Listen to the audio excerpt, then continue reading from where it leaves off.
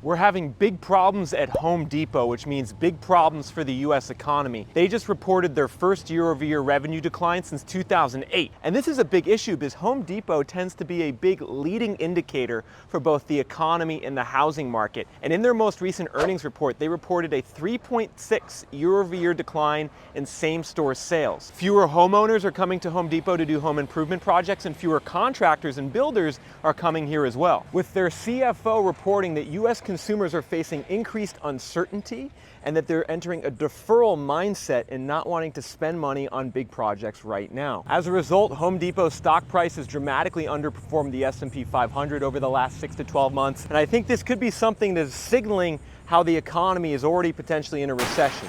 Because there's lots of people out there who are saying, no, the economy is good, we're not in a recession. Goldman Sachs just came out and said there's only 15% odds of a recession this year, 15 to 20% odds. Yet we have one of America's most iconic brands reporting their first revenue decline since 2008, 2009. And I don't think I need to remind you guys of what happened back in 2008, 2009. It was the worst recession in 80 years in America. The unemployment rate went to 10%, the housing market crashed by 25% and by 50% down here in Florida. So the fact that Home Depot is flashing these warning signs has got to give you some concern as a consumer, a homeowner, someone invested in the stock market. Particularly everyone if you're a home builder. Because the more home builders that I talk to, and you know these builders and contractors, they come to Home Depot sometimes to pick up their lumber, they're reporting that they're having very little work right now. And that's starting to show up in the data. If you look at the number of housing units under construction in America, we're at about 1.5 million housing units under construction. It's still at a high level historically, but you can see it's going down and going down very fast. The number of housing units actively under construction, so there's less contractors coming to Home Depot to the contractor pickup window. You can see it's not even open right now, which is another warning sign for the economy. So Home Depot sales slowing, construction industry slowing. You can see all the other times that we've seen a big drop in housing units under construction in America, we've had a recession in the next roughly year. And so in this cycle, the housing units under construction peaked in 2023. We're about 7 to 8 months into this slowdown. If the historical timing proves accurate, we could see this recession more fully hit by the end of 2024. And look at this, everyone, in case you're someone who's still skeptical of a recession. I walk over from Home Depot and I see, what do I see? McDonald's. I just reported to you guys how McDonald's is also reporting declines in revenue. So we have McDonald's and Home Depot, two of America's most iconic brands, losing sales year over year at their store. Throw in Starbucks and you start to see a deteriorating consumer picture. Consumers in America have run out of money. They've depleted their pandemic savings. The wage growth is slowing. The wage growth is down to 3.5% year over year. It's only outpacing inflation by 0.5% a year, which is not nearly enough to put buying power back in American consumers' pockets. And so, you know, while we still might see occasional reports of, hey, the economy's strong, oh, look, retail sales in July look decent, when you go under the hood of these big American companies and look at their financials, you realize that the US consumer is really, really struggling. And I think this is something that's starting to really show up in the housing market, especially, everyone. Because there's a big link, Home Depot, housing market. In fact, Jason Lewis from Parcel Labs, he tweeted something last week. He showed a graph comparing Home Depot's stock price to US home prices. Huge correlation between Home Depot and the stock market. So if Home Depot is now going down, what does that mean for home prices in the US housing market? Well, down here in Florida, where I've moved to over the last month, everyone, I'll officially announce that here. I am now living in Florida. I have an office down here. And the reason I actually moved to Florida was because I was seeing the crazy housing crash that's starting to occur here. In this zip code, for instance, the number of homes for sale has more than doubled over the last year. You look here at the graph on Reventure app. The inventory figures are going through the roof. Huge pileup of inventory on the market to go along with the start of declining prices. If we go back to Reventure app and look at the change in median list price year over year by state, where do you see the blue, which means declining prices? That's in the South, that's in the Southeast, that's in the mountain regions of America. List prices are down anywhere from 1% to 5% year over year, which means that the prices are still very high, but improving for you as a buyer. So go to www.reventure.app to access that median list price data.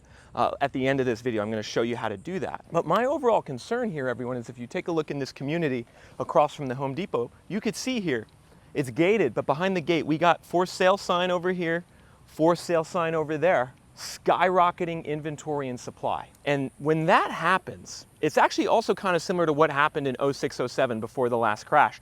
The inventory just started surging in 06, 07 before the last crash, before prices really started dropping. And that was the giveaway that the crash was coming, that the crash was here, that the fundamentals in the market were shifting big time. And that's why it's so important that you pay attention to the inventory data on the housing market in your area. And what I'm actually going to do, folks, is I'm going to take you for a drive right now, and I'm going to show you some of these neighborhoods down here in Florida and what's actually going on in this local housing market, because it's pretty shocking. So I'm going to take you folks to a listing here in Florida where the value's gone down quite a bit over the last 1 year. But before I take you there, I want to talk about how meaningful this revenue decline for Home Depot is, because their last 12 months, they've reported about $150 billion in annual revenue in Home Depot, which is a lot. That's a lot of revenue. Now, that's down about 5% from the peak. 5% from the peak for Home Depot in terms of revenue. So I think some people might say, oh, that's not that big a drop, 5%. It went up so much during the pandemic. Well, you know, you're right in that sense. It did go up a lot during the pandemic, and it's still higher than before then. But I again want to stress, this is only the third year in Home Depot's publicly traded history where revenues dropped. I mean, this is a very successful company, generally speaking, that grows revenue consistently. So the fact that they are actually reporting revenue declines outright has got to be a big concern. And I think it's something that a lot of people are underweighting in the economy. And, you know, you see headlines like, oh, there is no recession, the consumer's still strong. Walmart just reported earnings that were pretty good. So a lot of people said, hey, we're not in a recession because Walmart just had a good quarter. But then, of course, when you dig into the earnings of Walmart, you realize that their revenue's up 4% because they're giving discounts on groceries and attracting higher income customers who can no longer afford to go to Whole Foods. And so that's actually not a bullish sign on the economy. Rather, you know, Walmart's success is a bearish indicator. And the reason I'm stressing this, everyone, is it's very important that you know the full information about what's going on in the economy with these companies and with the housing market, because there's just so many different narratives floating around. And you can tell me in the comment section if it's confusing. You know, you see one day there'll be a report, soft consumer, revenue dropping at a certain company. The next day it'll say, oh no, this other company did well. The consumer is strong. And the reality of the situation is that I think you have to make up your own mind about what you think is going on in the economy and act accordingly in terms of buying a house or buying stocks. But I'll tell you my on-the-ground experience here in Florida. You know, I've been here for a month now. I was just in Miami a couple days ago. Every time I go to Miami, I come back with the same exact feeling that, wow, this is a bubble. This is so much of a confirmation that this is a bubble.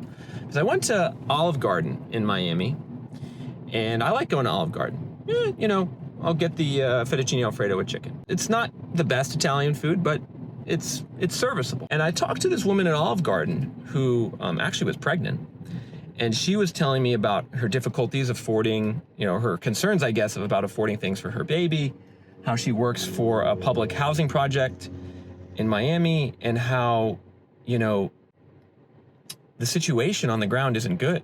You know, the wages aren't growing, or they're not growing much, 2 or 3% year-over-year increase, but the housing costs are out of control, the groceries are out of control, and she's giving a pretty bearish take on the economy, and I'm not even directing her in this conversation. I'm just kind of asking a couple questions, and she's volunteering all this information. And the more I talk to people on the ground, the more it becomes clear that there is a problem here in the economy. And it kind of gets me a little mad, because I talk to people on the ground, and I see what's happening, and then I read the news, which tries to present such a different spin. And it makes me mad, because it's not reflective, actually, of what real people are feeling. And the number one statistic that I am looking at, above all other statistics, is a simple one, everyone, that you guys should pay attention to. It's the personal savings rate in America. How much money Americans are saving. This is the key indicator about the financial health of the consumer. Currently, the personal savings rate in the US is, guess how much, everyone? Guess how much the average American is saving from their paycheck?